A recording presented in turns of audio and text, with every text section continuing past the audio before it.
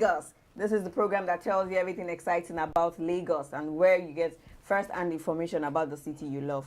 And my name is Nimat Aleshloye, and to do this with me is Aderele Ijelo. Good morning, Lagos. Good morning. How are you? I'm fine, and you? Hope you had a restful night. Probably 50-50, sha.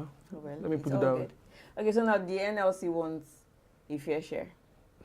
Let me just use that word. So they're just warning everyone that okay, you should be ready for a big strike. Yes, we should said stock by our store for starting from November. At least if you can get anything you can get, you should get it. And the thing is that the government is saying no pay. I mean, no work, no pay. Why NLC wants no pay, no work. But wait, this is not a military regime. Why the government will be deciding what we should strike for and what we shouldn't strike for? We have the right to be heard, which at least everybody does that. But when it comes to this salary wage, minimum wage, it has been a whole lot of discussion because people tend to compare Nigeria with other countries where they are paid hourly for their work. I think we should inculcate that in Nigeria. Maybe per hour, they should start paying us per hour. At least if you work, you get paid. If you don't work, let's just leave it like that. I like that thing. Maybe I can work 24 hours and I'm going to get paid for 24 hours. Okay. But it's all good. Let's just hope the government adheres to their terms and conditions and allow the 30,000 naira minimum salary wage that the NLC wants to work out very soon before the strike commences. Because if that strike commences, I'm sure it's going to be like the last time. You remember the last long strike they had? I think that was 2011, I guess. Well, I can't remember the year, but I know it was very long. Just everybody just get yourself ready, get your food stuff, rice, beans, anything you need to get, because if they should start, we don't know when they are going to end. All right, let's go on a quick break and we'll start off with the headlines for today. Don't go anywhere.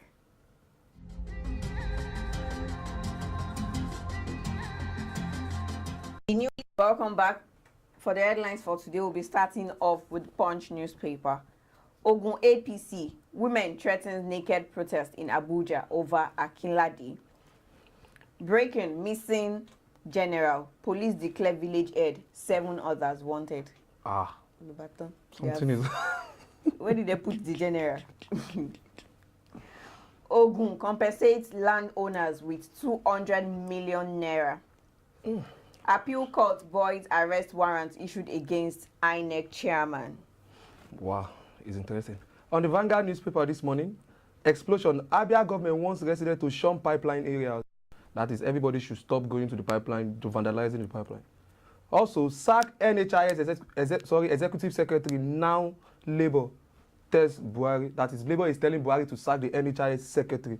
Maybe for misappropriation of funds, we never can tell. You can read this on the Vanguard newspaper. No, the man said it is only Buhari that can sack him. So, maybe Buhari appointed me now, so he's subjected to Buhari's approval or not. Okay. Senate asks federal government to solve problem of gully erosion in southeast. What about southwest? Maybe there's no gully erosion there. And lastly, 60 billion naira Nigeria Airways fund. Reps calls for a visit of Justice Juan Zotas. Am I correct, Matt? Yes. Juan Zotas panel report. Before you say I did not get the pronunciation of the name. Well, I'm not Igbo. You are not Igbo. Okay. That's all on the Vanguard newspaper this morning. And for the nation, Ambode approves reconstitution of Board of Sports Federation. Thunderbolt kills timber contractor in Ondo community. What is Thunderbolt? Well, that is what the Yoruba call Magun. So it still exists? Well, like, from all indications, it is in existence. Thunderbolt. So he probably went to go and meet another man's wife. I'm sure maybe this African ideology. Does it work in this Western world like America, does Juju Belgium? work there? Yeah. Does Juju work there? Juju? African and our ideology. Oto Awori youth alleged violence at APC primary. It never ceases to amaze us. And that's all on the headlines for today. You can pick up any of this newspaper to read more on the stories. Let's take a quick break. When we come back, we'll be looking at What's Up Lagos.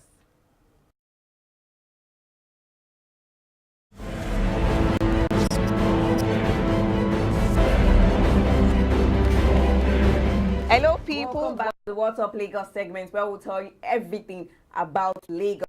We'll be telling you ASPAC has actually told advertising agencies here in Lagos. They said they have challenged them to create branding to feature fascinating structures for their purpose, because now Lagos is becoming the the biggest city in Nigeria. So we need to Thank God I'm in Lagos and I'm from Lagos. Fascinating structures that would attract people to. There was one advert billboard that I saw of two opposite brand. One was they're both beer actually, but I can't remember. I'm not saying the name of the beer company. On the same billboard. Yes, on the same billboard. One was like no, I'm not saying it, but it was really amazing. It's really, really interesting. So now the general manager has declared that the body must therefore take into cognizance the constant effort of the state government in providing a sustainable environment for adopting and beautifying the open spaces as set back in the state to create iconic branding. Wow. That's good. Yes. Also on WhatsApp Lagos, the Lagos State government to ensure smart compliance of all facilities by 2021. It's far. The Lagos State government has revealed its desire to ensure seamless upgrade of all public and private facilities towards smart compliance by 2021, urging residents to take smart decisions in environmental management. The funny thing about that I love most is that public and private. The state government is not leaving the private sector out of it. That means everything is being done holistically. Yes. So, kudos to the Lagos State government. Also, finally, he said, disclosing this at the 2018 compliance workshop held at recently at Adeyemi, at Auditorium Alausa Ikeja, saying that the state government, the state commissioner for environment, Mr. Babatunde Durosimi Etip, admitted that the issue of compliance must be reminded critically in the government. That means this compliance issue concerning the state and the public must be that is a critical thing that the government must look at. Yes. Before the end of the year. Okay, yeah, let's hope they do something about it. Yeah, definitely. And that's all on What's Up Lagos. Let's take a quick break. We'll be right back.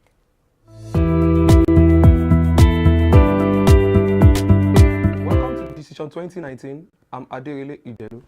Lagos State government is partnering with Pharmacist Council of Nigeria, PCN, to prevent the sale of Chinese drugs allegedly containing human parts. Lagos State Health Commissioner Dr. Jide Idris says the government was keeping an eye on areas it felt would be at risk of the drugs. He added that every importation is actually at the purview of the federal government, NAFDAC, SON, among others. But Lagos State is trying its best to collaborate with the Pharmacist Council to regulate and monitor that these drugs don't get into our market. That's all for Decision 2019 today. Lucky will take you on spot updates after the.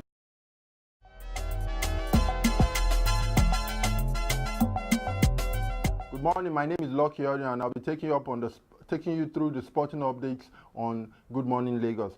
Galatasaray winger Henry Oyekeru is a major doubt for Nigeria's 2019 African Cup of Nations qualifier against Bafana of South Africa next month in Johannesburg. Nigeria will face South Africa at the FNB Stadium in Johannesburg on November 17th in the Group E clash. He's out with a hamstring injury. We wish him the best and soonest quick recovery.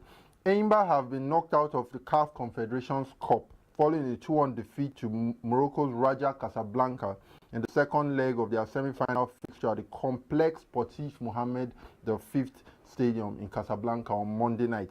And the People's Elephant lost out of the competition on a 3-1 aggregate after going down to a 1-0 defeat in the first leg in Aba. And moving on, Angel Di Maria's brilliant stoppage time effort rescued a point for PSG in a 2-2 draw against Napoli in the Champions League Group C match that was played yesterday. It had looked like PSG would suffer their first home loss in 20 Champions League group stage games when Dries Mertens put Napoli 2-1 ahead on the 13th minute. But Argentina international Di Maria whipped a terrific finish past David Ospina in the 93rd minute to deny Carlo Ancelotti victory against his former club. We'll be looking at other matches and what the scores were. Club Brugge and Monaco played a 1-1 draw. PSV and Tottenham played a 2-2 draw. Barcelona 2, Inter Milan 0. Dortmund 4, Atletico Madrid 0. Galatasaray 0, Schalke 0. Liverpool played a 4-0 game against Zvezda.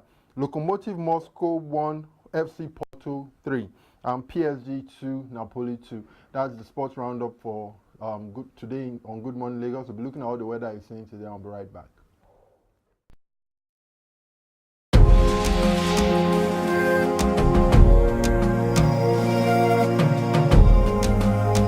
Welcome fact, that was the weather report for today. 31 degrees high and 25 degrees low, and cloudy in some parts of the metropolis. Well, I think the weather has been cloudy for the past days, and it has been accurate because we've been seeing rain, and it has even rained this morning. So let's just enjoy the day as it comes. Well, it might take before the end of today. Yeah, possibly. There's a possibility. And so with these, we've come to the end of the program. Join us tomorrow for another exciting episode of Good Morning Lagos on Ibile.tv, where we'll tell you everything great about the great city. Subscribe to our YouTube channel. Follow our social media pages at Ibile TV Lagos. Drop your comments and do ensure you have a blessed day. Bye for now. Bye-bye.